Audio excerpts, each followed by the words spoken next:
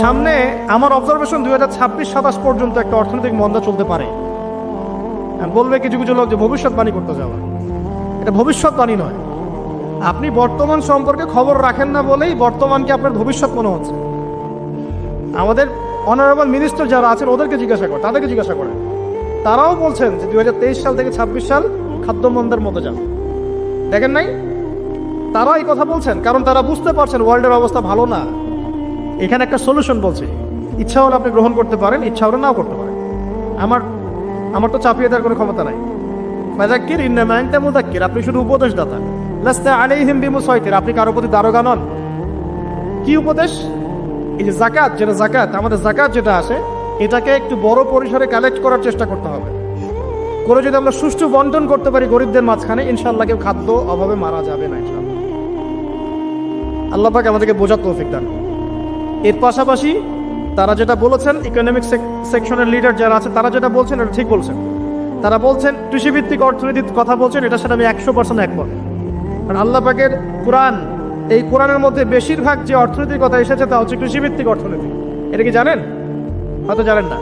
কোরআনে যত ইকোনমিক সিস্টেমের কথা আসছে তার মধ্যে সবচেয়ে বেশি এসেছে কৃষিভিত্তিক অর্থনীতির কথা, তারপর ব্যবসা এবং যাকাত। অতএব তারা ঠিকই বলেছেন, দেশের যারা ইকোনমিক সেকশনে গবেষণা করছেন তারা ঠিক কথাই বলেছেন যে কৃষিভিত্তিক অর্থনীতি হচ্ছে আমাদের অর্থনৈতিক মন্দা দূর করার অন্যতম উপায়। ঠিক বলেছেন, আমি একমত। তো যাকাত যেটা কথা বলছিলাম, বাম দিকে যাকাত আসবে, তো যাকাত আমরা দিব তো ইনশাল্লাহ ভাই। যাদের শোনেন, বাংলাদেশে এমন অনেক শিল্পপতি আছে যাদের একজনের যাকাতের টাকা দিয়ে একটা গ্রাম চলতে পারে। আর যাকাতের টাকা কিন্তু শুধু এক বছরে আসবে না, প্রতি বছরেই ঘুরে ঘুরে আসবে।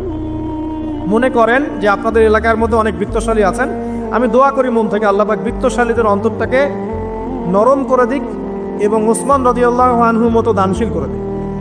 আমরা দোয়া করি, আমরা কারো খারাপ চাবো, সবার জন্য হেদায়েতের দোয়া করব। টাকা থাকতে তো সমস্যা নাই, কিন্তু টাকা থেকে যদি উসমান রাদিয়াল্লাহু আনহু হতে না পারলাম তাহলে সমস্যা। টাকা থাকতে কোনো সমস্যা নাই, ধন আপনাকে আল্লাহ দিতেই পারে। এই ধনটাকে উসমান গনি রাদিয়াল্লাহু আনহুর মতো আল্লাহর পথে বিতরণ করে দেন, ইনশাআল্লাহ আল্লাহ পাক আপনাকে জান্নাতুল ফেরদৌস দান করবেন। তো অনুরোধ থাকবে, দেখেন আপনারা যদি একটা এলাকার যাকাত কালেক্ট করতে পারেন, মনে করেন কথার কথা এখানে কিছু মেয়ে আছে যারা খারাপ পথে পা বাড়িয়েছে, আমার কথা বুঝতে পারছেন? আচ্ছা, এরকম পল্লী অনেক জায়গায় আছে না? এক বছরের যাকাতের টাকা দিয়ে সমস্ত যৌনপল্লীর মেয়েদেরকে কাজ দেওয়া সম্ভব, কর্মে আনা সম্ভব। ওদেরকে কাজের ব্যবস্থা করে দেন, ওরা কাজ করবে না ইনশাআল্লাহ। কোনো মেয়ে এই কাজ করতে চায় না, আমার মত। কোনো মেয়ে চায় না যে ইজ্জত বিক্রি করে খাবো, কোনো মেয়ে চাবে? কখনো চাবে না। ওকে আপনি ভালো কাজের ব্যবস্থা করে দেন, এই যাকাতের টাকা দিয়ে দেখবেন ইনশাআল্লাহ সে ওই খারাপ পথ ছেড়ে দিয়েছে। অনেক দেখবেন দরিদ্র মানুষ আছে যে পড়াশোনা করার কোনো সুযোগ নাই, টাকা পয়সা নাই, পড়াশোনা করতে চায় কিন্তু টাকা পয়সা নাই, দিনের জ্ঞান অর্জন করতে চায়, দেশকে কিছু দিতে চায়, টাকা নাই। তাকে আমরা হেল্প করতে পারি না? পারি। অনেক মানুষ আছে মাদক দ্রব্য বিক্রি করছে, তাকে বুঝান, দিনের হেদায়েত দেন, যে ভাই আমি তোমাকে আরো ভালো চাকরি দিব, ভালো ব্যবসা দিব, তুমি ছাড়বা কিনা? বলবো আমি ছেড়ে দেবো ইনশাআল্লাহ। বুঝালে ছেড়ে দেবে ইনশাআল্লাহ। এই যে মেগা প্রজেক্ট যেটা কথা বলি আমরা, আত্ম উন্নয়নমূলক বলেন, যুব উন্নয়নমূলক বলেন, বা কান্ট্রি ডেভেলপমেন্টের কথা বলেন, এখানে যাকাত একটা বড় শক্তি হতে পারে। তবে এটাকে সুষ্ঠুভাবে কালেক্ট করতে হবে এবং যাকাতের যে 8টা খাত আছে এই খাতগুলোকে সুষ্ঠুভাবে বন্টন করতে হবে। অমুসলিমদেরকেও যাকাত দেওয়া যায়, জানেন? অমুসলিম যদি কেউ থাকে, দরিদ্র, তাকেও যাকাত দিয়ে সহযোগিতা করা যায়। আমরা সহযোগিতা করি না বলেই তো ওই যে পশ্চিম থেকে লোকজন এসে সহযোগিতা করে খ্রিস্টান বানাচ্ছে এখন সবাইকে। আরো বাড়বে দিন দিন, দেখেন। আমরা তো সহযোগিতা করছি না। আপনার পাশে আপনার প্রতিবেশী না খেয়ে মারা যাচ্ছে, আপনি যাচ্ছেন না। এখন তো অন্য কেউ এসে যদি সাপোর্ট করে, ও তো তার দলেই ভিড়বে তখন, স্বাভাবিক। এটাই হচ্ছে এখন। আল্লাহ বোঝার তৌফিক দান করুক আমাদের। বাম দিকে মাইয়াতে থাকবে কি ভাই? যাকাত। তারপরে পায়ের দিকে চলে আসবে তার আত্মীয়তার সম্পর্ক রক্ষার ইবাদত, তার এই যে অন্যান্য দান সদকা, তার নফল আমল, তার তাসবিহ তাহলিল, তার কোরআন তেলাওয়াত ইত্যাদি পায়ের দিকে চলে আসবে। এখানে একটা হাদিস এসেছে, সূরাতুল মুলক যে ব্যক্তি রাতের বেলা তেলাওয়াত করবে, কোন সূরা ভাই?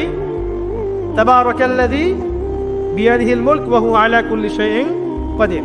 এই সূরা যে ব্যক্তি রাতের বেলা করে তেলাওয়াত করবে ইনশাআল্লাহ সূরা মুলক কবরে তার সাথে থাকবে এবং কবর আযাব থেকে সূরা মুলক তাকে বাঁচাবে ইনশাআল্লাহ। আমি বুঝাচ্ছি যে কি অবস্থাটা হবে। এবার দুজন ফেরেশতা মাথার দিক থেকে আসবেন, আসতে চাইবেন, সালাত বলবে এখান দিয়ে আসা যাবে না, এদিক দিয়ে আসা যাবে না। ডান দিক দিয়ে আসতে চাইবেন, এদিক দিয়ে আসা যাবে না। বাম দিক দিয়ে আসতে চাইবেন, যাকাত বলবে এদিক দিয়ে আসা যাবে না। পায়ের দিক দিয়ে আসতে চাইবেন, আমলগুলো বলবে এদিক দিয়ে আসা যাবে না। তখন যাই হোক তারা আসবেন। এটা তাদের এটা কথা কি? এটা কথাটা হচ্ছে যে সলাতের গুরুত্ব, মানে সে সলাত আদায় করেছে, সে আমার হক আদায় করেছে, আমি তার পক্ষে আছি, এটা পক্ষে বোঝাচ্ছে। রোজা বলবে আমি ওর পক্ষে আছি, তাকে আপনি কোনো শাস্তি দিবেন না, আমি তার পক্ষে আছি। আপনারা দুজন তাকে শাস্তি দিবেন না, আমি যাকাত তার পক্ষে আছি, এটা পক্ষে থাকার কথা। তারপরেও তারা আসবেন, চোখগুলো হবে নীল এবং কালো বর্ণ, নীলাপ চোখের কালো। মুনকার নাকি উঠে বসিয়ে দেওয়া হবে। এবার তিনটা প্রশ্ন। প্রথমে প্রশ্ন হচ্ছে কি, মান রব, তোমার রবকে?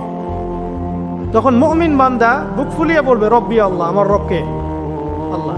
পৃথিবীতে যে ব্যক্তি আল্লাহর সাথে শিরিক করে নাই, আল্লাহ তাওহীদের উপর থেকেছে এবং তার উপরে মৃত্যুবরণ করেছে, ইনশাআল্লাহ সে ব্যক্তি এর উত্তর নির্দ্বিধায় দিতে পারবে ইনশাআল্লাহ। আর দুনিয়াতে যে বা যারাই আল্লাহর সাথে শিরিক করবে, আল্লাহর সাথে শিরকের পাবে লিপ্ত হবে, ওই অবস্থায় মারা যাবে, তাওহীদের উপর থাকবে না, কোশ্চিনকালেও মান রব্বুক উত্তর দিতে পারবে না। তারপরে প্রশ্ন হয়ে যাবে মা দিনুক, তোমার দিন কি ছিল? মুমিন বান্দা উত্তর দিবে কি, দিন ইয়াল ইসলাম, আমার দিন ছিল ইসলাম। এখানে শুনে রাখেন, পৃথিবীতে যারা ইসলামকে পরিপূর্ণরূপে পালন করবে তারাই এই উত্তর দিতে পারবে ইনশাআল্লাহ। যারা ইসলামকে ঠাট্টা বিদ্রুপের হাসি তামাশার পাত্র বানিয়েছে, মন চাইলে কিছু করি, মন চাইলে কিছু করি না, সহজগুলো একটু আমল করি, বাকি কিছুর আমল ধারি না, হ্যাঁ নামাজ পড়ি, সুদ ছাড়তে পারি না, ঠিক আছে, বছর বছর ওমরা করি, এদিকে ঘুষ দুর্নীতি ছাড়তে পারি না, ইসলামকে ঠাট্টা তামাশার পাত্র বানিয়েছে, এরা কোশ্চিন কালে উত্তর দিতে পারবে না মা দিনুক। দিনে পরিপূর্ণরূপে ইসলামে প্রবেশ করতে বলেছেন আল্লাহ রাব্বুল আলামিন। যারা পরিপূর্ণরূপে ইসলামে প্রবেশ করবে এবং ইসলামের প্রতিটা মৌলিক বিধান মেনে চলবে, ইনশাআল্লাহ তারা এর উত্তর দিতে পারবে। এরপরে আসবে তৃতীয় প্রশ্ন। নবী সাল্লাল্লাহু আলাইহি ওয়াসাল্লামকে দেখানো হবে। যখন দেখানো হবে তখন সূর্য যখন ডুবে যায়, যে দৃশ্যটা আমরা দেখতে পারি না, ওই দৃশ্যটা ভেসে উঠবে এবং মুমিন বান্দা অস্থির হয়ে যাবে, বলবে আমাকে ছেড়ে দাও, আমি নামাজ পড়বো। সুবহানাল্লাহ। তার কারণ তার কাছে মনে হবে যে আসরের ওয়াক্ত হয়ে গেছে, আসরের ওয়াক্ত হয়ে গেছে, আসরের ওয়াক্ত চলে যাচ্ছে, আমাকে নামাজ পড়তে হবে। চিন্তা করেছেন? ওই যে একটা হাদিস আছে না, যে 7 শ্রেণীর মানুষকে আল্লাহ রাব্বুল আলামিন আরশের ছায়া দিবেন। তার মধ্যে এক শ্রেণীর মানুষকে যার অন্তর মসজিদের সাথে ঝুলে থাকে, তার মন মসজিদের সাথে ঝুলে ছিল, এই সূর্য ডুবে গেল বলে আমাকে ছেড়ে দাও, আমি নামাজ পড়তে যাও। তখন ফেরেশতারা বলবেন তোমাকে নামাজ পড়তে দেয়া হবে, তবে তার আগে তুমি এর উত্তর দাও। কি উত্তর? এই ব্যক্তির দিকে তাকাও। তখন নবী সাল্লাল্লাহু আলাইহি ওয়াসাল্লামকে দেখানো হবে, সাল্লাল্লাহু আলাইহি ওয়াসাল্লাম দরুদ পড়বেন। বলা হবে যে এই ব্যক্তির সম্পর্কে তোমার কি ধারণা? মান হাযা রাজুলু বুইসা ফীকুম, এই ব্যক্তি কে, যাকে তোমাদের কাছে পাঠানো হয়েছিল? মুমিন ব্যক্তি নির্দ্বিধায় বলে দিবে যে তিনি হচ্ছেন আমার নবী মুহাম্মদুর রাসূলুল্লাহ সাল্লাল্লাহু আলাইহি ওয়াসাল্লাম। দেখুন, পৃথিবীতে যে বা যারাই নবী সাল্লাল্লাহু আলাইহি ওয়াসাল্লামের সুন্নতের উপর আমল করবে, ইনশাআল্লাহ সে তার উত্তর দিতে পারবে। দুনিয়াতে যারা নবীর সুন্নতের 5 পয়সা পরোয়া করছে না, তার আদর্শের 5 পয়সা দাম দিচ্ছে না, তারা কোশ্চিন কালে উত্তর দিতে পারবে না। নাম হতে পারে আব্দুর রহমান, আব্দুর রহিম, নবীর সুন্নতের ধার ধারে না, তারা উত্তর দিতে পারবে না। নবীর সুন্নতের গুরুত্ব কত গভীর, এটা আমাদেরকে এখান থেকে বুঝতে হবে। তাই প্রিয় যুবক ভাইরা, মুসলিম ভাইরা, আমাদের জীবনটাকে নবীর আদর্শ এবং সুন্নতে ঢেলে সাজাতে হবে। সকাল থেকে সন্ধ্যা পর্যন্ত প্রতিটা কাজ করবো কার তরিকায়? রাসূলের তরিকায়। নামাজ পড়বো তার তরিকায়, রোজা, সিয়াম, হজ, জাকাত, আমল, মুআমালাত, আখলাক সব কার তরিকায়? নবী সাল্লাল্লাহু আলাইহি ওয়াসাল্লামের তরিকা অনুযায়ী ইনশাআল্লাহ। আল্লাহ পাক তৌফিক এনায়েত করুন, আমিন। এবার ফেরেশতা দুজন জিজ্ঞাসা করবেন অবাক হয়ে যে তুমি কিভাবে এটা জানলে? তুমি কিভাবে এই 3টা প্রশ্নের উত্তর দিতে পারলে? কারণ বেশিরভাগ মানুষ তো উত্তর দিতে পারবে না, বেশিরভাগ মানুষই এই উত্তর দিতে পারবে না। কারণ কিয়ামতের মাঠে 1999 জন মানুষ জাহান্নামে যাবে। নাউজুবিল্লাহ। তো এটা কঠিন পরীক্ষা। আল্লাহ রাসূল সাল্লাল্লাহু আলাইহি ওয়াসাল্লাম বলেছেন যে নিশ্চয়ই তোমাদেরকে এখানে পরীক্ষায় ফেলা হবে, আর তোমরা যদি এই পরীক্ষা জেনে তোমাদের মৃতদেরকে দাফন করা থেকে বিরত না থাকতে, তাহলে আমি তোমাদেরকে শুনিয়ে দিতাম কবরে কেমন পরীক্ষা হয়। মানে যদি আমরা শুনতে পারতাম যে কবরে কেমন পরীক্ষা হয়, আমরা ভয়ে আমাদের মৃতদেরকে দাফন পর্যন্ত করতাম না। এটা নবীজি বলছেন সাল্লাল্লাহু আলাইহি ওয়াসাল্লাম। তাকে জিজ্ঞাসা করা হবে যে তুমি কিভাবে জানলে এটা? বেশিরভাগ মানুষ তো পারে না উত্তর দিতে। তখন সেই ব্যক্তি বলে বসবে, সেই ব্যক্তি বলবে যে করাতু কিতাব আল্লাহ, আমি আল্লাহর কিতাব এই কোরআন পড়েছি। মুমিন বলবে আমি আল্লাহর কোরআন পড়েছি, আমানতু বিহি, আমি এর উপর ঈমান এনেছিলাম, ওয়া সাদ্দাকতু, এবং সত্যায়ন করেছিলাম। সুবহানাল্লাহ। অতএব দুনিয়াতে যারা দ্বীনের জ্ঞান অর্জন করছে না, কোরআন পড়ছে না, হাদিস পড়ছে না, পড়াশোনার চেষ্টা করছে না, জানার চেষ্টা করছে না, কবরে পার পাওয়া ডিফিকাল্ট আছে। এটা একটা অন্যতম প্রশ্ন। আমরা কিন্তু মনে করি 3টা প্রশ্ন হচ্ছে, আসলে প্রশ্ন হচ্ছে কয়টা? 4টা। 3টার পরে আরো একটা এক্সট্রা। কিভাবে জানলে? তো উত্তর দিচ্ছে আমি আল্লাহর কিতাব পড়েছি, ঈমান এনেছি, সত্যায়ন করেছি। সুবহানাল্লাহ। নবী সাল্লাল্লাহু আলাইহি ওয়াসাল্লাম হাদিসের পরের অংশে বলছেন যে যখন কাফের বান্দাকে উঠানো হবে, তখন ডানেও কিছু নাই, বামেও কিছু নাই, সামনে পিছনে কিচ্ছু নাই। মাথার দিক থেকে ফেরেশতারা চলে আসবেন, উঠিয়ে বসানো হবে, প্রশ্ন করা হবে কে তোমার রব? একটাই উত্তর, লা আদরি, আমি জানি না। নাউজুবিল্লাহ। কি তোমার দিন? লা আদরি, আমি জানি না। এই যে আল্লাহর তো খবর নাই, আল্লাহ পাকের বিধান মেনে চলার কোনো খবরই নাই, পরোয়াই নাই। সে জানবে কিভাবে ইসলাম কি জিনিস? সে জানবে কিভাবে আল্লাহ কি জিনিস? ও তো আল্লাহকে চিনেই না। দিব্যি বলে বেড়াচ্ছে মহাবিশ্ব সৃষ্টি হয়েছে বিগ ব্যাং থেকে, আল্লাহ বলে কেউ নাই। মানুষ সৃষ্টি হয়েছে বান্দর থেকে। নাউজুবিল্লাহ। ওই যে ডারউইনের মতবাদ, কি থিওরি অফ এভলিউশন নাকি? হ্যাঁ, তাই তো মনে হয়। অনেক জায়গায় পড়ছি ভাই, ভুলে গেছি। যাই হোক, মানুষ তো আল্লাহকে চিনছে না। এখনো মানুষ মনে করছে যে আল্লাহ বলতে কেউ নাই। এবং এই মুক্ত চিন্তার নামে, বাক স্বাধীনতার নামে নাস্তিকতার যে চর্চাটা বেড়েছে বাংলায়, এটা আশঙ্কাজনক। বড় বড় বিশ্ববিদ্যালয় থেকে পড়ে আসছে, অনেক সময় দেখলাম বড় বিশ্ববিদ্যালয়ের প্রফেসর, সে বলছে যে মহাবিশ্ব বিগ ব্যাং দিয়ে সৃষ্টি হয়েছে, সৃষ্টিকর্তা নাই এখানে কোনো। তো মুসলিম বিজ্ঞানীর একটা কথা বলতেন যে মানুষ বিজ্ঞান সম্পর্কে অল্প জানলে নাস্তিক হয়ে যায়, আর অনেক গভীর জ্ঞান অর্জন করলে আল্লাহর কাছে আত্মসমর্পণ করে। খেয়াল করে দেখবেন, ডক্টর, ইঞ্জিনিয়ার যারা বড় বড় লেভেলে চলে গেছেন, অনেক সিনিয়র, তারা কিন্তু বেশিরভাগ নামাজি দেখবেন, নামাজ পড়ে, দান সদকা করে, সমাজ কল্যাণমূলক কাজ করে। তারা কিন্তু রোগীর সেবা করতে গেলেও বলে যে নামাজ পড়িয়েন, রোজা রাখিয়েন, তারা কিন্তু বলে। অনেক ডক্টর আমি দেখেছি এমন, যারা যত বেশি গবেষণা করে তারা তত বেশি আস্তিক হয়ে যায়। আর টুটাফাটা গবেষণা করলে নাস্তিক হয়ে যাবে। কত প্রশ্ন, ইসলামে এটা কেন, ওইটা কেন, ইসলামে বহুবিবাহ কেন, হ্যাঁ, ইসলামে কি পর্দার বিধান কেন, তারপর ইসলামে এত রেস্ট্রিকশনস, এত বাইন্ডিংস কেন, হ্যাঁ, স্বাধীনতা নাই কেন, কত প্রশ্ন। ইসলামের এগেন্স্টে কত তীর এখন ছোড়া হচ্ছে। তো এই ব্যক্তি কেমন করে উত্তর দিবে যে মাহাদিনুক, তোমার দিন কি? আল্লাহর দিকে কত প্রশ্ন ছোড়া হচ্ছে, কত শিরকের পাপ আমরা করছি, অনেক সময় মুসলিম হয়েও শিরকের পাপ করছি। কিভাবে উত্তর দিবে মান রব্বুক? 3 নাম্বার প্রশ্ন যখন করা হবে, এই ব্যক্তিকে দেখো দেখি, সে বলবে যে আমি জানি না এই ব্যক্তিকে, তবে শুনেছিলাম, মানুষের মুখে শুনেছিলাম, মানুষ যা বলতো আমি তাই বলতাম। মানে সে রাসূল সাল্লাল্লাহু আলাইহি ওয়াসাল্লামের নাম শুনেছিল হয়তোবা, কিন্তু তার সুন্নত বা আদর্শ কখনো মেনে চলে নাই, পারল না। এবার জান্নাতি ব্যক্তি হলে কি হতো? ওই যে সূর্য ডুবছিল যেখানে, তার দৃষ্টির সীমা পর্যন্ত কবরকে প্রশস্ত করে দেওয়া হবে, এবং জান্নাতের একটা দরজা তার কবরে খুলে দেওয়া হবে।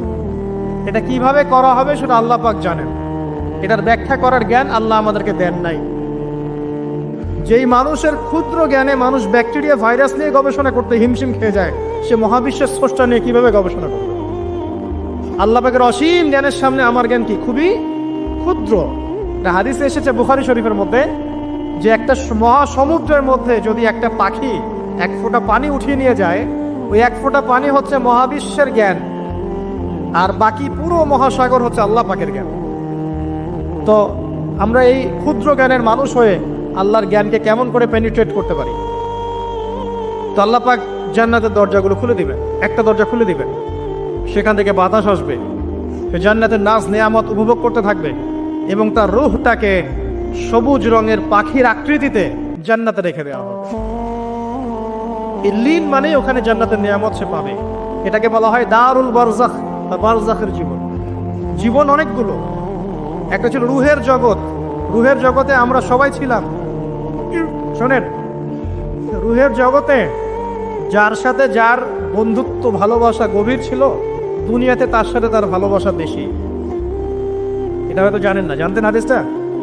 রুহের জগতে যদি কখনো আপনার সাথে আমার দেখা হয়ে থাকে, দুনিয়াতে আপনার সাথে আমার দেখা হবে ইনশাআল্লাহ। রুহের জগতে যদি আপনার আমার মধ্যে ঘনিষ্ঠ ভালোবাসা থেকে থাকে, এখানেও ভালোবাসা হয়ে যাবে ইনশাআল্লাহ। এটা বলে আমি আবার তোমাদের বয়ফ্রেন্ড গার্লফ্রেন্ড ভালোবাসা বুঝাই নাই, ওই ভালোবাসার কথা বলি নাই। আবার রুহের জগতে বিদ্বেষ, এখানেও দেখবেন বিদ্বেষ। ওটা একটা জগৎ ছিল যেখানে আল্লাহ পাক সমস্ত আদম সন্তানকে সৃষ্টি করে তাদের রুহটাকে রেখেছিলেন এবং ওয়াদা নিয়েছেন। কি ওয়াদা? আল্লাহ পাক বলেছিলেন আলাস্তু বিরব্বিকুম, সূরা আরাফের 182 নম্বর আয়াত পড়ে দেখবেন, 182 নম্বর আয়াত। আল্লাহ পাক বলেছিলেন যে আমি ওয়াদা নিয়েছিলাম, আলাস্তু বিরব্বিকুম, আমি কি তোমাদের রব নই? আমরা সবাই বলেছিলাম বেলা ইয়া রব্বি, অবশ্যই আপনি আমাদের রব। দুনিয়াতে এসে আমরা ভুলে গেছি।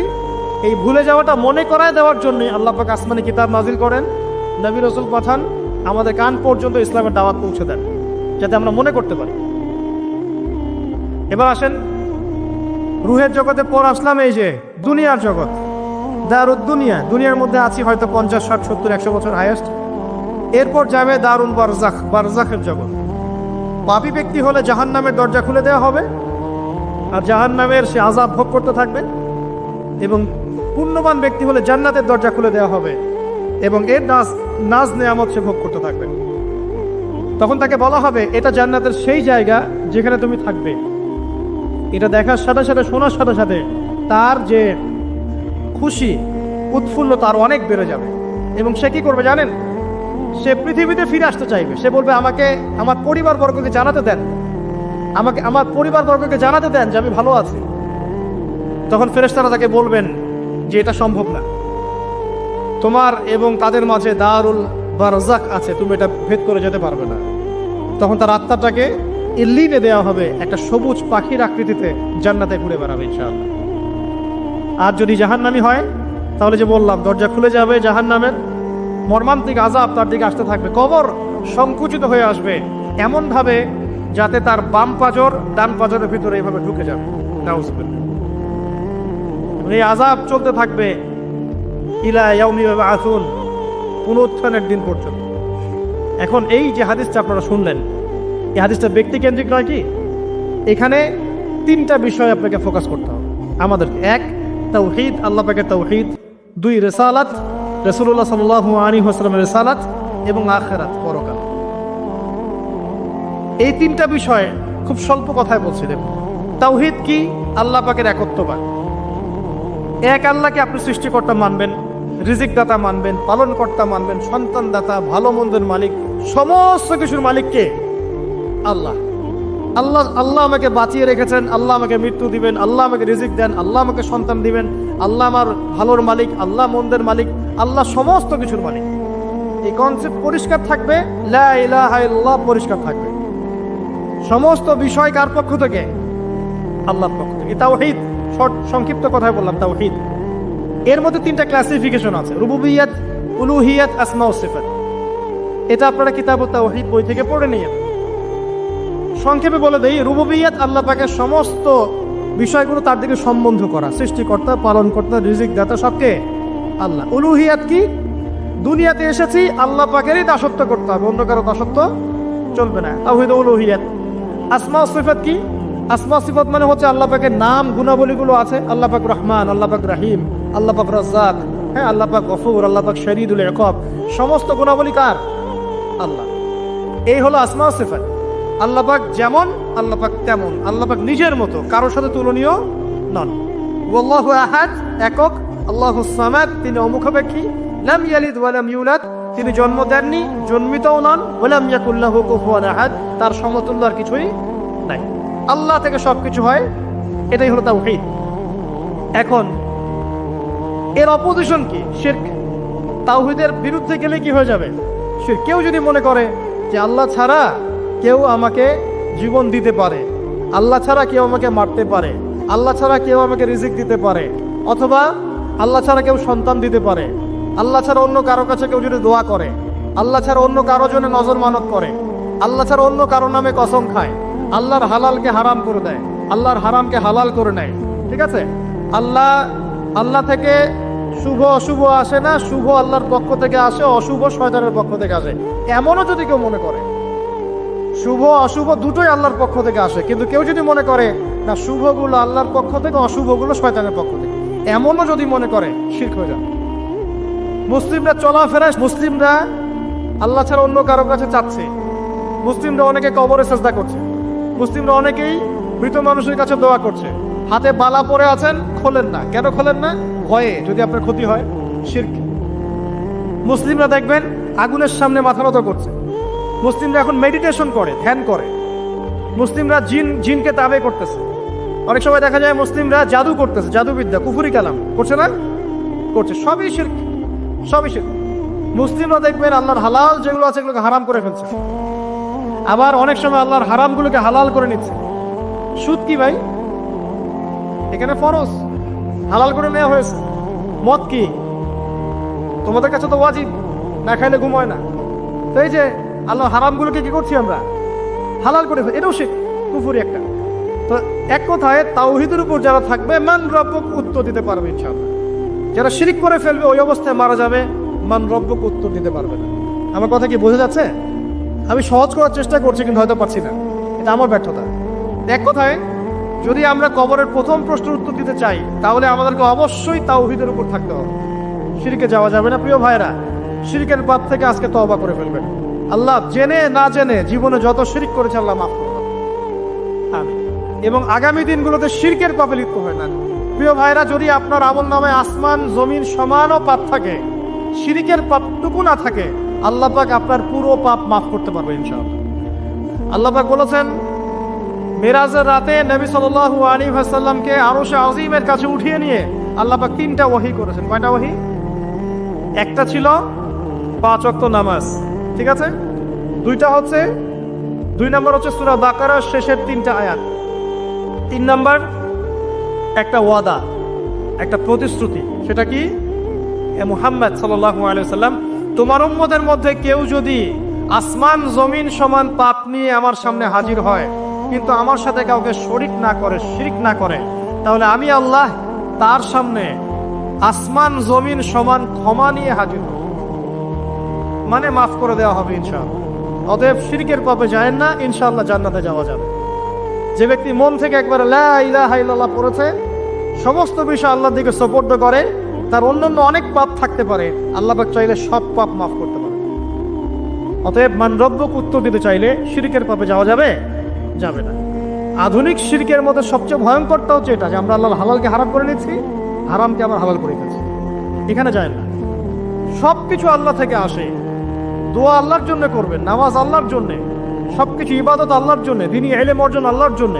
প্রতিটা কাজের করার আগে নিয়াত ফিক্স করবেন, কেন করব? পরকালীন স্বার্থ থাকলে করব, না হলে করব না। কেন তুমি টিকটকে যাবা না? কারণ পরকালীন কোনো স্বার্থ নাই। কেন তুমি ফ্রি মিক্সিং অ্যাফেয়ার্সে যাবা না? কারণ পরকালীন কোনো স্বার্থ নাই। কেন মদ খাবা না? পরকালীন কোনো স্বার্থ নাই। কেন মিউজিকে যাচ্ছ না? কারণ পরকালীন কোনো স্বার্থ নাই। কেন তুমি এই যে সুদ খাবা না? কারণ পরকালীন কোনো স্বার্থ নাই। যে কাজে পরকালীন কোনো স্বার্থ নাই সে কাজে কোনো মুমিন মুসলিম নাই। কেন নামাজ পড়বো? কারণ পরকালীন স্বার্থ আছে। কেন ওযা রাখবো? পরকালীন স্বার্থ আছে। কেন আমি হালাল বিয়ে করব, হারাম জেনায় যাব না? পরকালের স্বার্থ আছে। কেন আমি যাকাত দিব, ব্যবসা করব, সুদ খাবো না? কারণ পরকালের স্বার্থ আছে। কেন ইসলামের দাওয়াত দিব? পরকালের স্বার্থ আছে। কেন হাদিস প্রচার করব? কারণ পরকালের স্বার্থ আছে। ইসলামের জন্য সবর করব কেন? পরকালের স্বার্থ আছে। পরকালের স্বার্থ যেখানে, মুসলিম সেখানে। পরকালীন স্বার্থ নাই, আমরা নাই। প্রত্যেকটা কাজ করার আগে নিয়াতটা ফিক্স করতে হবে, পরকালের কোনো স্বার্থ আছে? যদি বলে হ্যাঁ আছে, তাহলে করবে। স্বার্থ নাই, আমি নাই। কোন ফুজুল কি বাত বা ফাহেসা কোনো কাজ, এসব কাজে আমরা নাই, বিকজ এগুলোতে কোনো পরকালীন স্বার্থ নাই। ব্যাস, আমাদের জীবনের প্রতিটা মোমেন্ট, প্রতিটা সেকেন্ড আল্লাহর দেয়া দান। আমি নিজের ইচ্ছা মতো এটাকে অপব্যয় করতে পারি না। হ্যাঁ, আপনি মিউজিক শুনতে চান, আপনি সং পছন্দ করেন, আপনি নাশিদ শোনেন, ইসলামিক নাশিদ শোনেন, ওখানে আপনার ইমান একটু দীপ্ত হবে, পরকালীন স্বার্থ আছে। আপনি নিজের যৌন চাহিদাকে দমন করতে পারছেন না, হালালভাবে বিয়ে করে নেন। বিয়ে করার পর আপনি যত ইচ্ছা স্ত্রীকে মহব্বত করেন, প্রত্যেকটা মহব্বতে নেকি পাবেন। এমনকি স্ত্রীর দিকে নেক নজরে তাকাবেন, তাতেও নাকি। তার মুখে খাবার তুলে দেবেন, তাতেও নাকি। তার হাত ধরে হাঁটবেন, তাতেও নাকি। তাকে নিয়ে রাত্রে চাঁদ দেখবেন, তাতেও নাকি। আপনি আপনার নিয়তটাকে চেঞ্জ করেন, কাজের ডাইরেকশন চেঞ্জ করেন। পরকালের স্বার্থ থাকলে করবো, না হলে করবো না। আপনি পছন্দ করেন ঘুরে বেড়াতে, আল্লাহর দিনের দায়ী হয়ে ঘুরে বেড়ান না, সমস্যা কি? আল্লাহর জমিন ঘুরে দেখেন, এইসব অবান্তর কাজে লিপ্ত না থাকে আল্লাহ পাকের নিদর্শনগুলো ঘুরে দেখেন, আপনার ইমান বাড়বে ইনশাআল্লাহ। আপনার সংস্কৃতি ভালো লাগে, ইসলামিক সংস্কৃতি মেনে চলেন। আপনি কবিতা লিখতে ভালোবাসেন, ইসলামিক কোনো কবিতা লেখেন। আপনি উপন্যাস পড়তে ভালোবাসেন, ইসলামিক কোনো উপন্যাস পড়েন। আমি বলছি না এগুলোর বাইরে কোনো পড়াশোনা করা যাবে না, এমনটা আমি কিন্তু বলছি না। আমি বলছি আপনি আপনার পুরো কাজটাকে আগে ফিক্স করবেন পরকালের কোনো স্বার্থ আছে কি নাই। যদি হ্যাঁ দেখা যায় হ্যাঁ পরকালের স্বার্থ ঠিক আছে, অবশ্যই করেন, কোনো সমস্যা নেই। আল্লাহ বোঝার তৌফিক দান করুন। তো দেখুন প্রিয় ভাইরা, শিরকের পাপে যাওয়া যাবে না। এই শিরকের পাপ না থাকলে আমল নামায় ইনশাআল্লাহ আমরা জান্নাতে যাব এবং কবরের উত্তর দিতে পারবো ইনশাআল্লাহ। মান রব্বুক, উত্তর পাস ইনশাআল্লাহ। তারপরে কি? মাদিনু। এক কথায় ইসলামের অনেক বিধিবিধান আছে, নামাজ, কালিমা, সওম, যাকাত, হজ সব আছে। আমর বিল মারুফ, নাহি আনিল মুনকার, পিতামাতার খেদমত, প্রতিবেশীর অধিকার, স্ত্রীর অধিকার, তারপরে সন্তানদের অধিকার, যাকাত, সবকিছু আছে। এখন যদি ইসলামে কিছু অংশকে মেনে নেন, কিছু অংশকে না মানেন, এটা কিন্তু কুফরি। ইসলামে কিছু অংশকে মানছেন, কিছু অংশকে মানছেন না, এটা কিন্তু কুফরি। ইসলামের পরিপূর্ণ বিধানটাকে যদি মেনে চলেন ইনশাআল্লাহ আযজা ওয়া জাল আপনি মাদিনক উত্তর দিতে পারবেন। আপনি আমল করতে পারেন না পারেন, মনে করেন আপনি আমল করতে পারছেন না, কিন্তু আপনি আকীদা পোষণ করছেন যে হ্যাঁ ইসলামে যা আছে আমি সবকিছু মেনে চলি, কিন্তু হয়তো আমল করতে গিয়ে আমি পারছি না। আমি হয়তো নামাজ 5 ওয়াক্ত পড়তে হয়, আমি জানি, আমি মানি, কিন্তু আমার মাঝে মাঝে মিস হচ্ছে, মাঝে মাঝে আমি জামাত মিস করে ফেলছি। আপনি মানেন যে সওম রাখতে হয়, মাঝে মাঝে আপনার সওম মিস হয়ে যাচ্ছে, কিন্তু আপনি বিশ্বাস করেন যে হ্যাঁ আপনি সওম রাখতে হয়, আপনার আকীদা ঠিক আছে। আসলে বাস্তবতা এমন নয়। যারা কোরআন আমরা টুকটাক পড়তে জানি, তাদের মধ্যে কত পার্সেন্ট কোরআনের অর্থ বোঝে? এই আল্লাহ পাকের কিতাব আমার হাতে আছে, এই কিতাবের অর্থ কতজন বোঝে? এটা একটা চ্যালেঞ্জ। যারা কোরআন পড়তে জানি আমরা, তাদের প্রতি চ্যালেঞ্জ, দেখেন তাদের মধ্যে কত পার্সেন্ট মানুষ কোরআনের অর্থ বলতে পারবে। আর অর্থটা যে জানা জরুরি, এই বিষয়টাও আমরা এখন জনগণকে বোঝাতে ব্যর্থ হচ্ছি। কোরআনের অর্থটা যে বোঝাটা জরুরি, এটা বোঝাতেও ব্যর্থ হচ্ছে। কারণ আমরা সবাই প্রত্যেক হরফে 10 নেকি পেতে চাই। কোরআন তেলাওয়াত করলে প্রত্যেক হরফে 10 নেকি হবে, এই তো। তো এই কনসেপ্ট যখন আমার মাথায় ঢুকে গেছে, আমি ওখানে নিজেকে থামিয়ে দিয়েছি। অর্থ বুঝে গবেষণা করলে এবং কোরআন কেন্দ্রিক জীবন ব্যবস্থা গড়লে যে আরো বেশি নেকি হয়, এটা আমার মাথায় নাই। প্রত্যেক হরফে 10 নেকি তো আপনি পাবেন তেলাওয়াত করলে, কিন্তু অর্থ বুঝে এর ভিতরে ঢুকলে, গবেষণা করলে এর মূল স্বাদটা পাওয়া যায়, এটা আমরা বুঝতে পারছি না। দেখবেন বেশিরভাগ মানুষ কোরআনের অর্থটা জানে না। আবার আমরা যারা টুকটাক ভাঙাচোরা অর্থ জানি, তারা আবার দেখবেন কোরআনের সমস্ত আদেশ মেনে চলতে পারছি না এবং কোরআনের সমস্ত নিষেধও বর্জন করতে পারছি না। সমস্যা কিন্তু এখানেও থেকে গেছে। আবার কোরআনের ব্যাখ্যায় আছে হাদিস, তো এই হাদিসকে কেন্দ্র করে কোনো বিভ্রান্তির সুযোগ ছিল না, কিন্তু এখানেও আমরা বিভিন্ন জাল এবং বানোয়াট হাদিসের উপর আমলও শুরু করেছি। হাদিসের নামে এমন অনেক কিছুই চলছে সমাজে যেগুলোর সাথে হাদিসের কোনো সম্পর্ক নাই। আমি বলতে চাচ্ছি যে হাদিসের নামে আবার সমাজে এমন অনেক আমল চালু আছে যেগুলোর সাথে আবার হাদিসের কোনো সম্পর্ক নেই। তো দেখুন, ধর্মের মতো সমস্যা থেকে গেছে। আবার আমরা সবাই মুসলিম, আমাদের সবার ইউনাইটেড থাকার কথা। মুসলিম একটা জাতি, তাদের আল্লাহ একজন, রাসূল একজন, কিবলা এক, তাদের সবার মধ্যে একটা ইউনিটির কথা ছিল। কিন্তু আমরা ধর্মতাত্ত্বিকভাবে এবং পলিটিক্যালি আমরা বিভিন্ন দলে বিভক্ত এবং আপসের মধ্যে মিল মহব্বত কম। বাইরে হয়তো আমরা বলি যে আমি একজন ধর্মতাত্ত্বিক দলের সদস্য, সে আরেকটা ধর্মতাত্ত্বিক সংগঠনের সদস্য, সে আরেকটা মানহাজ ফলো করে, সে আরেক জামায়াতের, সে আরেক তরিকার ইত্যাদি। আমরা সবাই এক, যদি আমরা বাইরেই কথাটা বলি, কিন্তু অন্তর থেকে কিন্তু আমাদের এই বিষয়টা আসছে না। যদি আসতো, যদি আমরা ভিতর থেকেই ঐক্যবদ্ধ হতে পারতাম, তাহলে উম্মার আজকে এই অবস্থা হতো না। তো দেখুন, ধর্মকেন্দ্রিক অনেক প্রবলেম থেকে গেছে এখন। আবার আল্লাহ রাসূল সাল্লাল্লাহু আলাইহি ওয়াসাল্লাম হাদিসের মধ্যে এবং আল্লাহ পাক কোরআনের মধ্যে ধর্ম নিয়ে বাড়াবাড়ি করতে নিষেধ করেছে। ধর্ম নিয়ে বাড়াবাড়ি করো না, তোমরা নিজেরা ধর্ম পালন করো। তা আমরা নিজের ধর্ম যতটা না পালন করি, অন্যের ধর্মের দিকে আঙ্গুলটা তার চেয়ে বেশি তুলি। আমরা আগে নিজের রিলিজনটাকে ঠিক মতো পালন করি, দেখবেন সমাজ ঠিকই পরিবর্তন হয়ে গেছে ইনশাআল্লাহ। তো আমি একটা ধর্ম পালন করি বলে অন্য ধর্মের মানুষের প্রতি বিদ্বেষ পোষণ করতে হবে বা তাদের উপর ঘৃণার মনোভাব প্রকাশ করতে হবে, এটা আল্লাহ পাক শেখান নাই, তার রাসূল শেখান নাই। আল্লাহ এবং তার রাসূল কি শিখিয়েছেন? ইসলামের সত্য বিষয়টাকে আপনি সবার সামনে উপস্থাপন করবেন। যার ইচ্ছা হবে সে কবুল করবে, যার ইচ্ছা হবে সে অস্বীকার করবে। যার যার কবরের শেষে যাবে, যার যার হিসেব শেষে দিবে।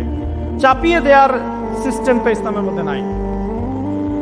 এখন আসেন, পরিবারের আপনাকে ফেতনা কিছু বললাম। অর্থনীতির জীবনে যাবেন, ব্যবসা বাণিজ্যের মধ্যে যান, দেখেন বেশিরভাগ কালোবাজারি করছে, সিন্ডিকেট করছে, মজুদদার মাপে কম দিচ্ছে, জনগণকে ঠকাচ্ছে, করছে না? ইকোনমিক্যাল ফেতনা। তারপরে আপনি আরো দেখবেন ইকোনমিক সেক্টরে রিবা ভর্তি, সুদ। রিবা মানে কি? সুদ, রিবা দিয়ে ভর্তি। ঘুষ ছাড়া কাজ হচ্ছে না, ঠিক আছে? অন্যের সম্পদ আত্মসাৎ না করলে আমাদের পেটের ভাত হজম হচ্ছে না। ওই যে দুর্নীতি বলেন, ঘুষ বলেন, রিবা বা সুদ বলেন, হ্যাঁ, তারপরে কালো বাজারি বলেন, কালো টাকা সাদা করার টেন্ডেন্সি বলেন, পাচার বলেন, সবগুলো অর্থনৈতিক ফিতনা। এগুলো হচ্ছে কি? অর্থনৈতিক ফিতনা। আর বিশ্বের ফিতনা তো পরে, ওটা তো বলার অপেক্ষা রাখে না। মানে বিশ্বের সবচেয়ে বড় ফিতনা ছিল দ্বিতীয় বিশ্বযুদ্ধ। তার আগে একটা হয়েছে প্রথম বিশ্বযুদ্ধ, যেখানে প্রায় কয়েক কোটি মানুষ মারা গেছে, আর সেকেন্ড ওয়ার্ল্ড ওয়ারে আরো বেশি মানুষ মারা গেছে। তো এখন বিশ্বকে ঠেলে দেওয়া হচ্ছে একটা থার্ড ওয়ার্ল্ড ওয়ারের দিকে। মানে যে কোনো সময় একটা তৃতীয় বিশ্বযুদ্ধের আশঙ্কা করছেন এখনকার যারা মিলিটারি অ্যাফেয়ার্স নিয়ে পড়াশোনা করেন, ওয়ার্ল্ড অ্যাফেয়ার্স নিয়ে পড়াশোনা করেন, তারা এগুলো বলতে পারবেন ভালো। বিশ্বকে একটা খাদ্য মন্দার দিকে ঠেলে দেওয়া হচ্ছে, বিশ্বকে একটা দুর্ভিক্ষের দিকে ঠেলে দেওয়া হচ্ছে। এবং মহামারীর মধ্য দিয়ে অলরেডি কিন্তু আমাদের বিভিন্ন দেশের ইকোনমিক অবস্থা ভালো না। তার উপরে খাদ্য সংকট, তার উপরে যে বৈশ্বিক যুদ্ধগুলো, আমদানি রপ্তানি বন্ধ হয়ে যাচ্ছে, তেল গ্যাসের দাম বেড়ে যাচ্ছে, জনগণ হাহাকার করছে। এই পলিটিক্যাল গ্লোবাল অ্যাফেয়ার্সের ফিতনা এগুলো। তা আপনাকে এই জন্যই প্রথমে একটা কথা বললাম যে ফিতনাময় একটা পরিবেশে একজন মুমিন যার অন্তর্দৃষ্টি আছে, যে কোরআন এবং সুন্নাহ দিয়ে এই বিশ্বের এই রহস্যগুলো উদ্ঘাটন করতে পারে, সে ভালো থাকতে পারে না। তার মনটা সবসময় কিন্তু মানে ব্যাকুল থাকবে যে কিভাবে এইসব সমস্যা থেকে নিজে উত্তরণের পথ খুঁজতে পারি, আর আমার পরিবারকে বাঁচাতে পারি, আর আমার জনগণকে বাঁচাতে পারি। আর যদি আপনি আত্মকেন্দ্রিক হন, স্বার্থপর হন, তাহলে নিজের চটকায় তেল দিবেন, নিজে ভালো থাকলেই বাপের নাম। তো দেখুন, এই জামানার কথাই নবীজি বলছেন সাল্লাল্লাহু আলাইহি ওয়াসাল্লাম, তোমাদের সামনে এমন একটা যুগ আসছে, নবীজি বলছেন জামানা সবরিন, কঠিন জামানা। যে জামানায় ঈমান নিয়ে চলাটা হবে হাতের মধ্যে আগুন নিয়ে চলার মতো। নবীজি বলছেন ওই সময়ে, সাহাবী জিজ্ঞাসা করছেন, ইয়া রাসূলুল্লাহ, আমি ওই সময়ে কি করব? ওই সময় আমি কি করব? আমাকে কি পরামর্শ দিচ্ছেন? নবী সাল্লাল্লাহু আলাইহি ওয়াসাল্লাম বলছেন, হে আমর ইবনে আস, তুমি ওই সময় বাড়িতে অবস্থান করো, বাসায় থাকো, বিনা প্রয়োজনে বাড়ির বাইরে এসো না। ওই সময় তুমি নিজের পাপের জন্য আল্লাহর কাছে ক্রন্দন করতে থাকো, বিনা প্রয়োজনে বাড়ির থেকে বের হয়েও না। আর মানুষের সাথে এত বেশি মেলামেশা করো না, নিজে তোমার আমল তোমার গুনাহ নিয়ে ব্যস্ত থাকো, তোমার পাপের জন্য আল্লাহর কাছে কান্নাকাটি করো, ইনশাল্লাহ তুমি নাজাত পেয়ে যাবে। এটা একটা অপশন। ফিতনাময় পরিবেশে আপনি কিভাবে বাঁচবেন এটা একটা অপশন। আরেকটা হাদিসে কি নবী সাল্লাল্লাহু আলাইহি ওয়াসাল্লাম বলছেন যে যখন এমন ফিতনাময় পরিবেশ আসবে তখন যদি তোমরা এই আমর বিল মারুফ নাহি আনিল মুনকার, সৎ কাজের আদেশ অসৎ কাজের নিষেধ, আমার সুন্নতের উপর অটল থাকতে পারো, তাহলে তোমরা 50 জন শহীদের নেকি পাবে। সাহাবায়ে কেরাম বলছেন, ইয়া রাসূলুল্লাহ আমিনহুম আও মিন্না, তাদের মধ্যে 50 জন নাকি আমাদের মধ্যে 50 জন শহীদ? নবী করিম সাল্লাল্লাহু আলাইহি ওয়াসাল্লাম বলছেন, বাল মিনকুম, বরং তোমাদের মধ্যে 50 জন শহীদ। এটা অপশন নম্বর 2। এক কি বললাম, আপনি নিজেকে নিয়ে ব্যস্ত থাকেন, বাসায় থাকেন, বিনা প্রয়োজনে বাড়ির থেকে বের হবেন না, মানুষের সাথে কম মেলামেশা করেন এবং নিজের পাপের জন্য আল্লাহর কাছে কান্নাকাটি করেন, নিজের আমল নামা নিয়ে ব্যস্ত থাকেন, ইনশাআল্লাহ নাজাত পাবেন। 2 নাম্বার, যদি আপনার কাছে আরো বেশি যোগ্যতা থাকে এবং আপনি আরো বেশি সাহসী হন এবং আপনি উম্মার দেশের জনগণের কল্যাণ কামনা করেন, তাহলে অন্যদেরকেও এই ফিতনাময় পরিবেশে টিকে থাকার ফর্মুলা বলে দেন। এখানে সবর করেন, আমর বিল মারুফ নাহি আনিল মুনকারের কাজ করেন, আল্লাহ পাক আপনাকে ইনশাআল্লাহ 50 জন শহীদ সাহাবী নেকি দিবেন। আরো অপশন আছে। কি অপশন? ওই যে আসহাবুল কাহফ কি করেছিল, একটা ফিতনাময় পরিবেশ থেকে নিজেরা আস্তে করে সরে গিয়েছে। যখন আপনি পরিবেশকে পরিবর্তন করতে আর পারছেন না, দাওয়াত দিয়েও কোনো কাজ হচ্ছে না, মানুষ কথাও শুনছে না, জুলুম নির্যাতন বাড়তেই আছে, টিকে থাকা মুশকিল, তখন তাদের হিসেবের দায়িত্ব আল্লাহর উপর ছেড়ে দেন, আপনি ওখান থেকে ডিসকানেক্টেড হয়ে যান। এটা একটা অপশন। এই অপশন বেছে নিয়েছিল ইব্রাহিম আলাইহিস সালাম, তার বাবাকে বুঝিয়েছেন, কাজ হয়নি, চলে গেছেন। এই অপশন বেছে নিয়েছিল আসহাবুল কাহফ, সবাইকে বোঝাচ্ছে কাজ হচ্ছে না, তার রাস্তায় করে চলে গিয়ে গুহার মধ্যে রাত কাটানো শুরু করেছে। এমনও হাদিস পড়েছি আমি যে ফিতনাময় পরিবেশে সবচেয়ে সৌভাগ্যবান হবে ওই শ্রেণীর মানুষ যারা দেখা যাবে যে পাহাড়ি কোনো এলাকায় বা দূরবর্তী কোনো জায়গায় বসবাস করছে, যেখানে বৃষ্টিপাত হয়, গরু ছাগল মেষ বকরি এগুলো নিয়ে ওখানে চড়ায়, যখন আজানের সময় হয়, নামাজের ওয়াক্ত হয়, আজান দেয়, নামাজ পড়ে, দুনিয়ার ফিতনা থেকে এরা দূরে আছে, এরা সফল। এমনও হাদিস আছে। হয়তো আপনার কাছে মনে হচ্ছে না এখন ওই যুগ আসে নাই, কিন্তু আমি আপনাকে বলে দেই যে কোরআন এবং সুন্নাহর চোখ দিয়ে যদি আপনি দেখতে শেখেন এবং বর্তমান বিশ্বের প্রেক্ষাপটটা অ্যানালাইসিস করার যোগ্যতা আপনি অর্জন করেন কোরআন সুন্নাহর চোখ দিয়ে, আপনি বুঝতে পারবেন সেই সময় অনেক আগেই চলে এসেছিল। এখন ফিতনা এবং ফাসাদময় এই পরিবেশে আমরা কি করতে পারি, ছোট স্কেলে, বড় স্কেলে না, ছোট স্কেলে। আমি আজকে বড় বিষয় নিয়ে কথা বলতে আসি না, কারণ আমি চিন্তা করলাম যে আসলে প্রথমে যদি ব্যক্তিকেন্দ্রিক বিষয়টা ঠিক না হয়, বড় বিষয় আলোচনা করে কোনো লাভ নাই। আগে ব্যক্তি যদি ঠিক না হয়, বড় বিষয় আলোচনা করে আসলে কোনো লাভ নাই, আপনারা বুঝবেনও না, মাথার উপর দিয়ে চলে যাবে। এখন গ্লোবাল অ্যাফেয়ার্স নিয়ে কথা বলে খুব একটা ফায়দা নাই আপনাদের। এখন ইকোনমিক পুরো এই সুদভিত্তিক সিস্টেম আপনি চেঞ্জ করতে পারবেন না, এবং পুরো যে তাগুতি ব্যবস্থা আপনি চেঞ্জ করতে পারবেন না। আপনি কি করতে পারবেন? আপনি নিজেকে পরিবর্তন করতে পারবেন, আপনার পরিবারকে পরিবর্তন করতে পারবেন। এতটুকু আপনার পক্ষে এখন পর্যন্ত সহজ, ঠিক না? ঠিক কথা। এটা আপনি এখন করতে পারবেন। তো এটার ফর্মুলা কি? ফর্মুলা ঘাটতে গিয়ে আল্লাহ পাক আমার মাথার মধ্যে একটা হাদিস নিয়ে এসে দিলেন। কারণ আমি বিশ্বাস করি যে আপনারা বলছেন মৌলানা আল্লামা, আমি আসলে এমন কিছু নই, এই কথাগুলো আসলে আমার সাথে যায় না। আমি নিতান্তই একজন ছোট মানুষ এবং তালেবে ইলম, জ্ঞানের পথযাত্রী। আর আমি তালেবে ইলম হয়ে থাকতে চাই। আমি মুফতি হই, আমি মুহাদ্দিস, মুফাসসির বা এই যে শব্দগুলো আপনারা বলছেন, এমন কিছুই নয়। বিশ্বাস করবেন না ভাই, আল্লাহ যে আছে ভাই, আল্লাহ পাক সত্যিই আছেন। এই যে আমরা একটা কনফিউশনে থাকি না, আল্লাহকে দেখা যায় না, ফেরেশতাকে দেখা যায় না, আসমানি কিতাবগুলো দেখি নাই, নবীকে দেখি নাই, সত্যি কি আল্লাহ আছে?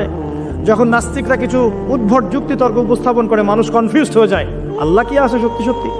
সত্যি এরকম বিগ ব্যাং থেকেই নাকি সব সৃষ্টি হয়েছে? মহাবিশ্বের সবকিছু কিভাবে চলছে? বহু মানুষ দিন দিন নাস্তিক হয়ে যাচ্ছে, বড় বড় ডিগ্রি সার্টিফিকেট নিয়ে আসছে, নাস্তিক হয়ে যাচ্ছে, হচ্ছে না? একটা কনফিউশন থ্রো করা হয়েছে। আরে ভাই, আল্লাহ সত্যি আছেন, এরকম জায়গায় যখন যাবেন, দাঁড়াবেন, আপনার আইনাল ইয়াকিন, হাক্কুল ইয়াকিন হয়ে যাবে, হ্যাঁ আল্লাহ সত্যি আছে। যখন দেখবেন জীবনে আপনি হোঁচট খেয়েছেন, আপনি কোনো বিপদে পড়েছেন, কেউ নেই আপনাকে সাহায্য করার, সেজদায় পড়ে কান্নাকাটি করছেন, দেন দেখছেন আপনার সামনে সেই বস্তুটা হাজির, আপনি বুঝতে পারবেন আল্লাহ আছেন, আল্লাহ সত্যি আছেন। মহাবিশ্বের দিকে তাকিয়ে দেখেন, যারা এখানে অ্যাস্ট্রোনমি জানেন বা গণিত পড়েছেন তারা জানবেন, এই যে গ্রহ নক্ষত্রগুলো দেখছেন, এগুলোর পজিশন যদি 1 ফুট বা 1 ইঞ্চি পর্যন্ত সরে যায়, পুরো মহাবিশ্বটা কলাপস করে যাবে। সূক্ষ্ম একটা গাণিতিক তত্ত্ব দিয়ে পুরোটাকে সাজানো হয়েছে। যদি চাঁদ 1 হাত সামনে চলে আসে, পৃথিবীর 1 হাত সামনে, এই পৃথিবী আর চাঁদের এই যে দূরত্ব, এর থেকে যদি 1 হাত সামনে চলে আসে, সূর্য যদি একটু পিছিয়ে যায়, দেখবেন যে পুরো পৃথিবীর বিশাল একটা অংশ এই যে বরফে ঢেকে যাবে, থাকবে না। অল্প একটু, সামান্য একটু সূর্য পিছনে চলে গেলে এই পুরো পৃথিবীর বিশাল একটা অংশ বরফে ঢেকে যাবে, আপনি এখানে থাকতে পারবেন না। আর সূর্য যদি একটু সামনে চলে আসে, পৃথিবীর একটা বড় অংশ মরুভূমি হয়ে যাবে, থাকতে পারবেন না আপনি। এত সূক্ষ্মভাবে কে এটাকে ফাংশন করলো বলেন?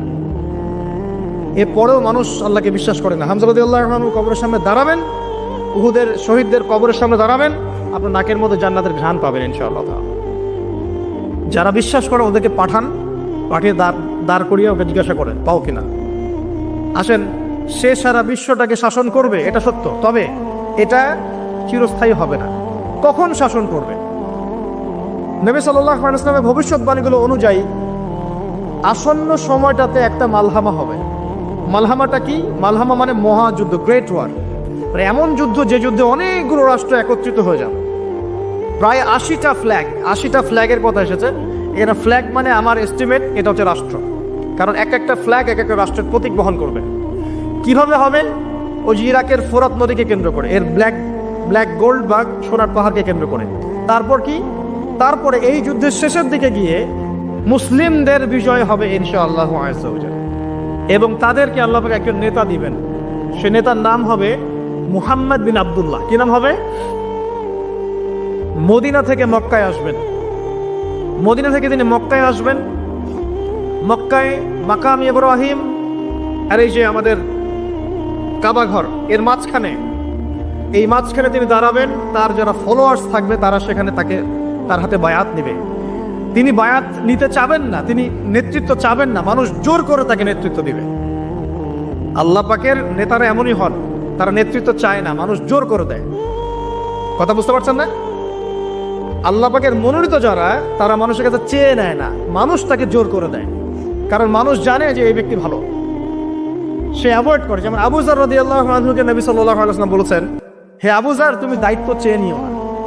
হে আবু যার, তুমি দায়িত্ব চেয়ে নিও না, কারণ তুমি যদি দায়িত্ব চেয়ে নাও, এরপরে তোমাকে দায়িত্ব দেওয়া হয়, তাহলে আল্লাহর পক্ষ থেকে তোমাকে সাহায্য করা হবে না।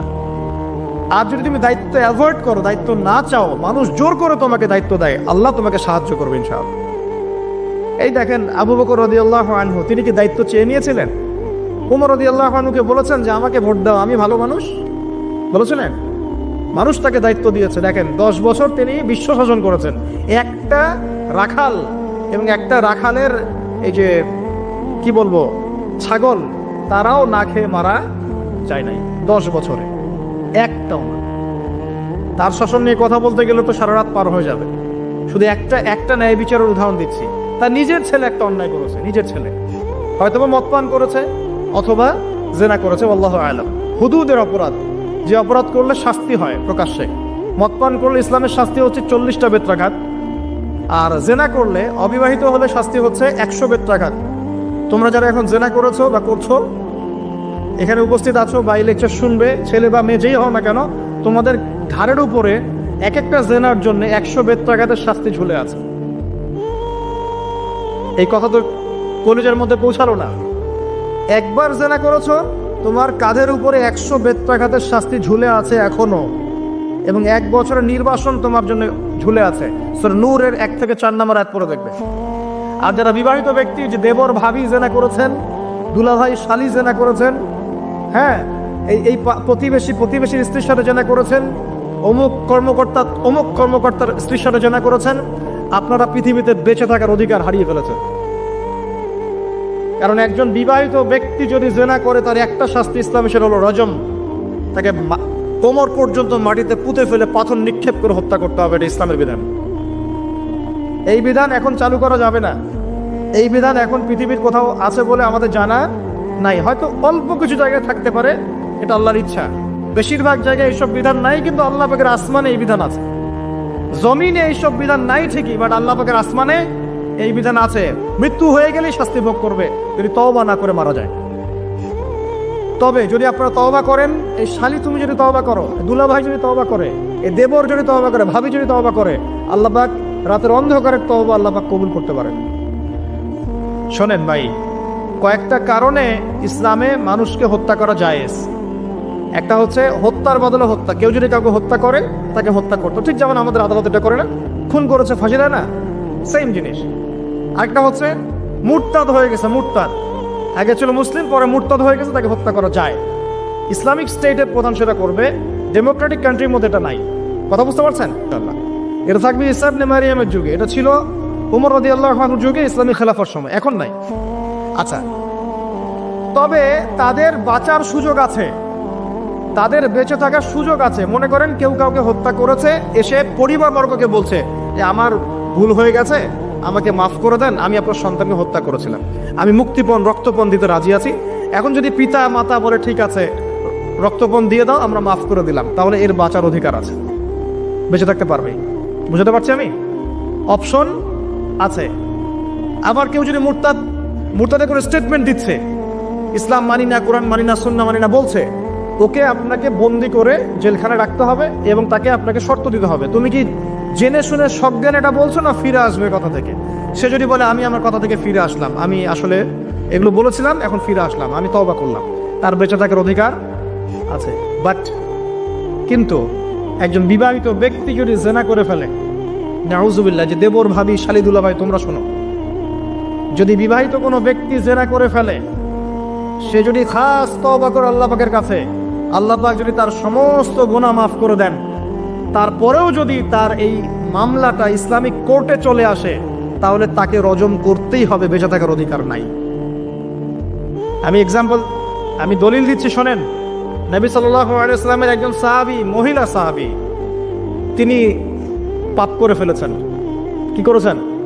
জেনা করে ফেলেছেন, বিবাহিত ব্যক্তি ছিলেন। নবীর কাছে এসে বলছেন, ইয়া রাসূলুল্লাহ তাহিরনি, আমাকে পবিত্র করুন, আমি অন্যায় করেছি। নবী সাল্লাল্লাহু আলাইহি ওয়াসাল্লাম বলছেন, মুখ ফিরিয়ে নিচ্ছে, একবার ডান দিকে মুখ ফিরাচ্ছেন, একবার বাম দিকে মুখ ফিরাচ্ছেন। নবী শুনতে যাচ্ছেন না, কারণ এটা কোর্টে চলে আসলেই বিপদ। নবীজি বলছেন, বাসায় যাও, বাসায় যাও, তওবা করো, আল্লাহর কাছে তওবা করো, আল্লাহ মাফ করে দিবে। বাসায় চলে যাও, বাসায় চলে যাও, তওবা করো, আল্লাহ মাফ করে দিবে। সে মহিলা বলছে, না ইয়া রাসূলুল্লাহ, আমি অনেক বড় অন্যায় করেছি, আমাকে পবিত্র করুন। আপনি পবিত্র না করেন তাহলে পরকালে আল্লাহ আমাকে শাস্তি দিবেন, আমাকে পবিত্র করুন।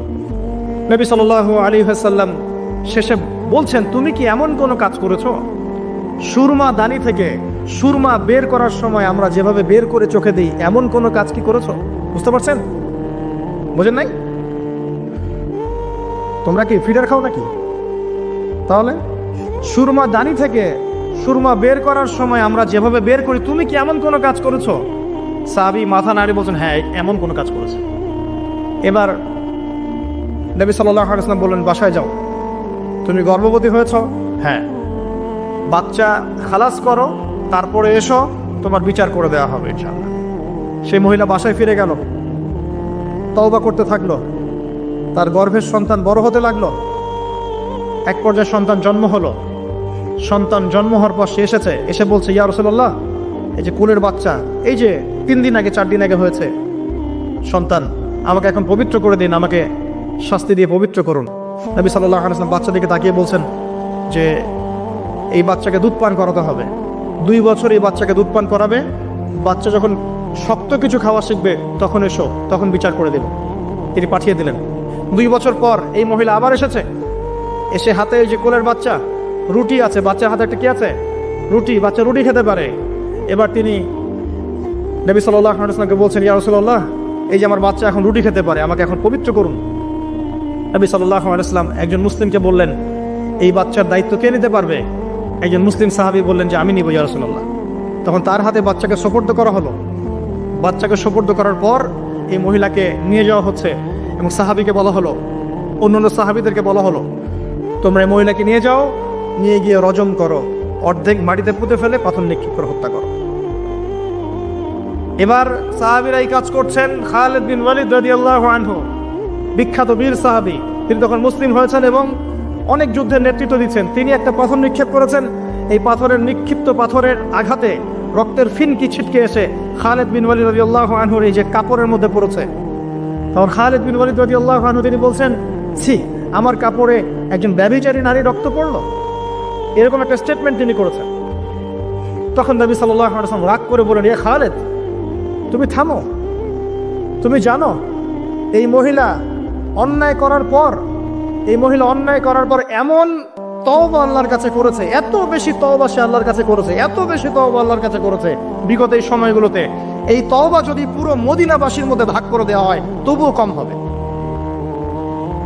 এবং সেই মহিলা এখন জান্নাতে আছে, জান্নাতে নদীতে সাঁতার কাটছে। ইনশাআল্লাহ আমি বুঝাতে পারলাম কিনা, এই মহিলাকে আল্লাহ পাক মাফ করে দিয়েছেন, তিনি জান্নাতে আছেন ঠিকই, দুনিয়াতে তার বিচার নবীজি করেছেন। তারপরেও আমি কি বুঝাতে পারলাম যে বিবাহিত ব্যক্তি ব্যভিচার করলে কিরকম শাস্তি হবে? এরপরেও যারা এখন ওই জেনার অপরাধে লিপ্ত আছেন, অবিবাহিত হন আর বিবাহিত হন, আল্লাহর ওয়াস্তে আজকে গভীর রাত্রে গিয়ে তওবা করবেন, রাত্রেবেলা ওযু করবেন, জায়নামাজে দাঁড়াবেন। তোমরা কি মনে করো যে গার্লফ্রেন্ডকে নিয়ে হোটেলে রাত কাটানোই জানা? তুমি যে তার হাত ধরে ঘুরছো এটাও জানা, তুমি তার সাথে কফি খাচ্ছ এটাও জানা করছো, তুমি নোট এক্সচেঞ্জ করতে গিয়ে ওর সাথে যে প্রেমের লেটার্স এই করছো এটা জানা করছো, রাত্রেবেলা রাত জেগে কথা বলছো জানা করছো, তুমি ওর দিকে খারাপ নজরে তাকাচ্ছ জানা করছো, তুমি ওর সাথে যা যা করছো সবই জানা হচ্ছে। আর আমরা তো এখন এটাকে ফ্যাশন মনে করি। আমরা মনে করি যে ছেলে মেয়ে একসাথে পড়বে, কোনো সমস্যা নাই, কোনো সময় এটা এগিয়ে যাওয়ার যুগ। এটা এখন কি নিজের ইজ্জত সম্ভ্রম বিসর্জন দিয়ে এগিয়ে যেতে হবে? এটাকে আমরা এগিয়ে যাওয়া বলছি। অথচ যদি প্রাপ্তবয়স্ক, গভর্নমেন্টের আইনে কি আছে 21 বছর না ছেলেদের, 21 বছর, আর মেয়েদের কত 21-18 হওয়ার পরেও যদি কেউ বিয়ে করতে চায়, সমাজ তাকে মেনে নিতে যাচ্ছে না। সমাজ বিয়েটাকে কঠিন করছে, জেনাকে সহজ করছে। যত বেশি বিয়েকে কঠিন করবেন জেনা তত বাড়তে থাকবে। আর বিয়ের সময় দেখা যায় মনে হয় যে মেয়ের বাবা মেয়েকে বিক্রি করছে, আর ছেলের বাবা হচ্ছে একটা মেয়ে কিনছে। মেয়ে বিক্রি করার সময় মোহর দিচ্ছে 10 লাখ 15-20 লাখ, ম্যাডাম মেয়েটাকে বিক্রি করা হচ্ছে।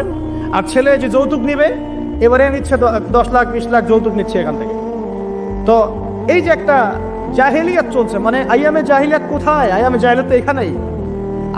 আমি তো চোখে দেখি এই বিশ্বটা আইয়ামে জাহিলিয়াতের যুগ। কে বলেছে যে আবু জাহেলের যুগটাই আইয়ামে জাহিলিয়াত ছিল? আইয়ামে জাহিলিয়াতে শিরক ছিল, এখনকার বিশ্বে রন্ধ্রে রন্ধ্রে শিরক আছে। আইয়ামে জাহিলিয়াতের মধ্যে সুদ ছিল, সুদ, এখন সারা বিশ্বের রন্ধ্রে রন্ধ্রে সুদ। আইয়ামে জাহিলিয়াতে মাদক ছিল, মাদক, এখনকার দেখেন যে বর্ডার এলাকা না, এগুলা দেখবেন বর্ডার এলাকায় মাদক দিয়ে ভর্তি। শুধু এখানকার সমস্যা না, যে কোনো জায়গার বর্ডারেই সমস্যা। মাদক দ্রব্য খাচ্ছে মুসলিমরাই, সে জানে না একবার মাদক দ্রব্য সেবন করলে 40 দিন নামাজ কবুল হয় না। কেউ যদি মাদক দ্রব্য সেবন করে এবং এই অবস্থায় সে মৃত্যুবরণ করে, রাসূলুল্লাহ সাল্লাল্লাহু আলাইহি ওয়াসাল্লাম বলেছেন তাকে আল্লাহ পাক তিনাতুল খাবাল পান করাবে।